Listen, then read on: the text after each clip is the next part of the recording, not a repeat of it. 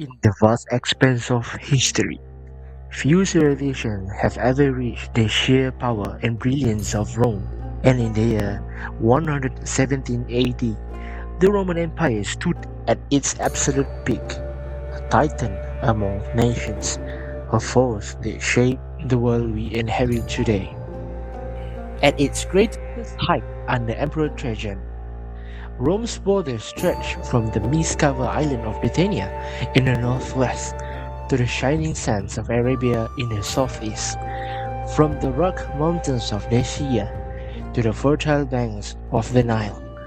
The Mediterranean Sea was not just a body of water, it was Rome's lake, an empire of 5 million square kilometers, more than 50 million people living under one roof, one system, one vision. But Rome was not held together by legions alone. No, no true secret of its power lay beneath the feet of every citizen in its roads. Over 400,000 kilometers of them, perfectly straight, expertly engineered, built to endure centuries. These roads connected distant corners of the empire to Rome itself, allowing armies to march, merchants to trade, and messages to travel faster than ever before in ancient history. The phrase, all roads lead to Rome, wasn't just a poetry, it was reality. Many of these roads survive to this very day. Their stones once moved by time, but still unbroken, a testament to Roman precision. This was not just infrastructure, it was the circulatory system of an empire. And then there was the heart of Roman spectacles, the iconic Colosseum, completed in 80 AD. This massive arena, standing 48 meters high and stretching across 6 acres, could hold up to 50,000 roaring spectators. Here, Emperor entertains the masses with gladiatorial battles, reenacted sea wars, wild beast hunts, and grand ceremonies where life and death danced before the eyes of Rome. But the Colosseum was more than entertainment. It was a propaganda, a reminder of Roman dominance, wealth, and unshakable control of its own people and territories. Roman engineering and architecture stood as evidence of genius ahead of its time. Massive aqueducts carried fresh water from mountains to cities tens of kilometers away. Public baths, enormous, ornate, and free, offered hygiene and leisure. Temples, grand arches, basilicas, forums, each structure was a voice, whispering the same message: Rome is eternal. Daily life in Rome was a symphony of cultures, languages, and traditions. Italians, Gauls, Egyptians, Syrians, Spaniards, Greeks, all living under the vast umbrella of Roman society. And through it all, the Roman legion stood ready, discipline forged through years of training, armor shining in the sun, cohorts marching in perfect formations. These soldiers were not just warriors, they were builders, engineers, colonizers, guardians of Pax Romana, the Roman peace that lasted nearly 200 years. For centuries, Roman expanded without hesitation, conquering lands, absorbing cultures, transforming enemies into allies and allies into citizens. This unstoppable growth created a belief that Rome was destined to rule forever. Poets wrote it, emperors declared it, citizens believed it. Rome, the eternal city. But greatness comes with weight. An empire this vast requires unimaginable resources, constant political stability, and armies positioned across thousands of kilometers. Behind the glory lay pressure, cost, fragility. The roads that once carried triumphant images would soon carry news of rebellion. The borders that once expanded effortlessly would soon strain under external threats. The monuments that stood as symbols of internal power would one day whisper stories of a fallen empire. But before we descend into turmoil, corruption, economic pressure, and invasion that tore the empire apart, we must understand the height from which it fell. Because Rome did not fall from weakness, it fell from greatness. And that greatness begins here, in the glory of 117 AD, a world united under one empire, one ambition, and one belief that Rome would last forever.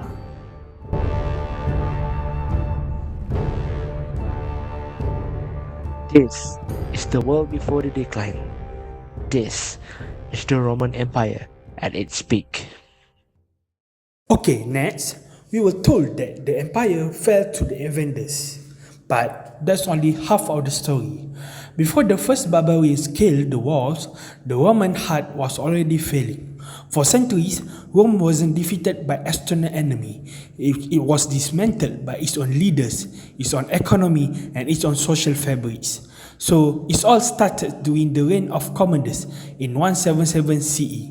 A young 50 years old emperor ruled Rome with relentlessness and emotionally, and his obsession with gladiators mashed threw Rome into turmoil.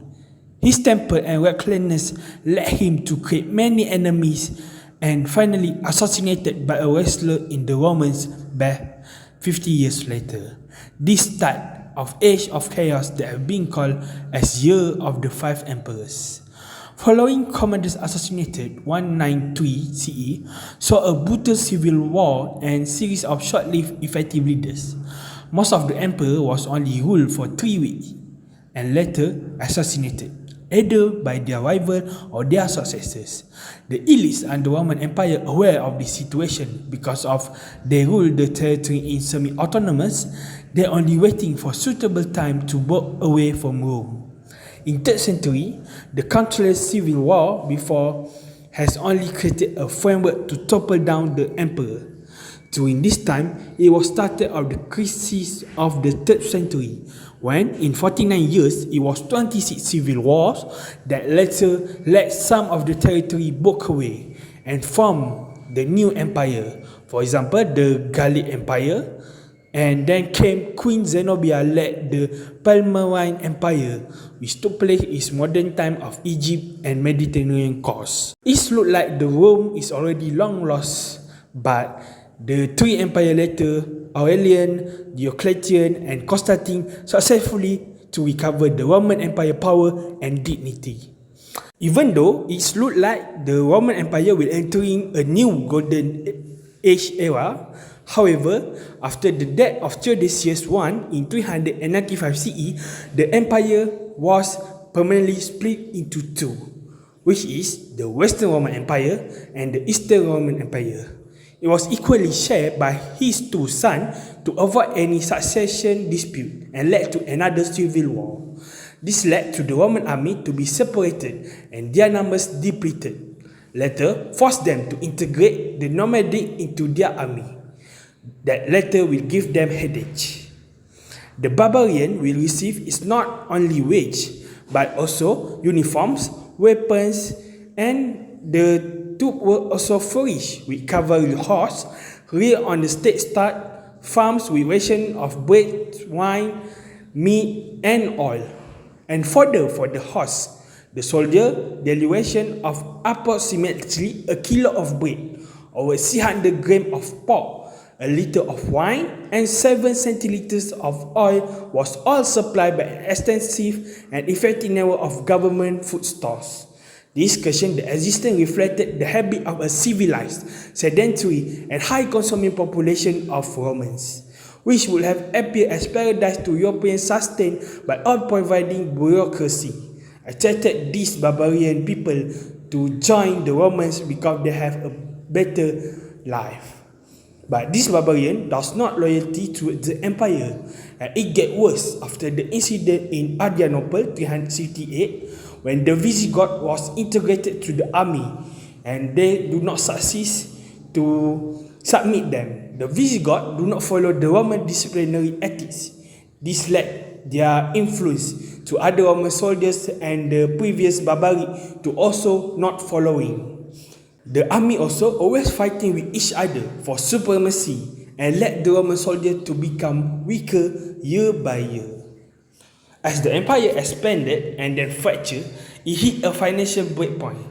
When territory became too large to manage and the lack of growth fund for its protection, the state engaged in aggressive increase of tax.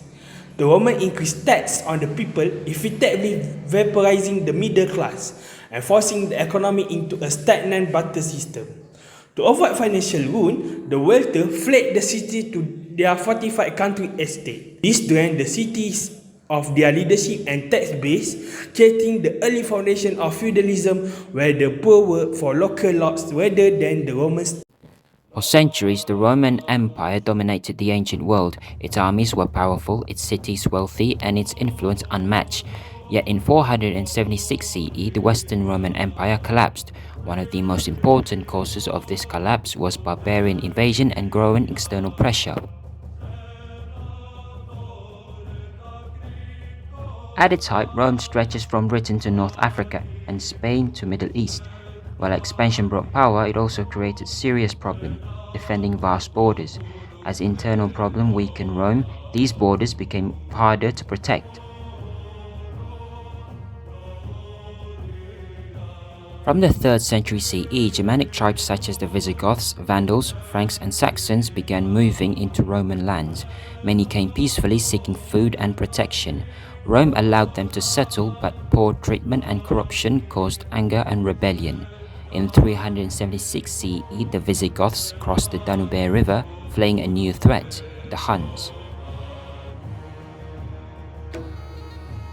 In 378 CE, Roman forces fought the Visigoths at the Battle of Adrianople. The Roman army was defeated and Emperor Valens was killed. This shocking loss proved Rome's army was no longer invincible. The arrival of the Huns, led by Attila the Hun, increased pressure on the empire. Their raids devastated Roman lands and forced Germanic tribes deeper into Roman territory. Although Attila was eventually stopped, Roman defenses were badly weakened. In 410 CE, Rome itself was sacked by the Visigoths under Alaric. This shocked the Roman world. In 455 CE, the Vandals sacked Rome again, looting its wealth. These events destroyed confidence in Roman authority. Over time, barbarian groups formed permanent kingdoms. The Visigoths ruled Spain, the Vandals controlled North Africa, and the Ostrogoths ruled Italy. Roman rule in the west was fading away. In 476 CE, the Germanic leader Odoacer deposed the last Western Roman emperor, Romulus Augustulus. This moment traditionally marks the end of the Western Roman Empire. Barbarian invasions did not destroy Rome overnight. They exposed the Rome's internal weaknesses, its failing army, weak leadership, and economic decline. Together, these pressures caused the fall of Roman civilization in the West. On the 4th of September 476, the last Roman emperor, Romulus Augustulus, was removed by barbarian Odoacer. This marked a pivotal point in history where the Roman civilization started to collapse. With no emperor left in the city of Rome, the Western Roman Empire quietly came to an end. There was no dramatic final battle, no single moment of destruction, just silence. For many living at the time, it felt as though an age had slipped away without warning. At its height, the Roman Empire was the most powerful political and military force the world had ever seen. It stretched across 3 continents, controlled the Mediterranean Sea, and ruled over millions of people. Roman roads connected distant provinces, Roman laws shaped governance, and Roman armies maintained order across vast territories. Yet, despite its strength and achievements, the Roman Empire eventually declined. This decline did not happen suddenly. Instead, it was the result of long-term weakness combined with growing external pressures. Recognizing the difficulty of ruling such a vast empire, Roman leaders attempted reforms. One major change was the division of the empire into two halves, the Western Roman Empire and the Eastern Roman Empire. This was intended to make administration more efficient. However, the two halves developed very differently. The Western Empire, centered on Rome, was poorer, less urbanized, and more vulnerable to invasion. In contrast, the Eastern Empire, with its capital at Constantinople, was wealthier, more defensible, and better governed. By the 5th century, the Western Roman Empire could no longer survive. In 476 CE, the last Western Roman Emperor, Romulus Augustulus, was removed. This event is traditionally marked as the fall of the Western Roman Empire. Roman political authority in Western Europe collapsed, leading to the rise of various Germanic kingdoms. However, this did not mean the end of Roman civilization as a whole. The Eastern Roman Empire, known today as the Byzantine Empire, continued to exist for nearly another 1,000 years. It preserved Roman law, administration, and culture while adapting to new challenges. The Byzantines saw themselves as true Romans and played a crucial role in preserving classical knowledge during the Middle Ages. The Eastern Empire finally fell in 1453 when Constantinople was captured by the Ottoman Turks. The fall of Rome offers important lessons. It shows that even powerful civilizations can decline if internal weaknesses are ignored. Political instability, economic inequality, and overextension can gradually undermine a state. At the same time, the survival of the Eastern Roman Empire demonstrates the importance of adaptation, strong governance, and strategic reform. Rome's fall was not simply an end, but a transformation that shaped the course of world history.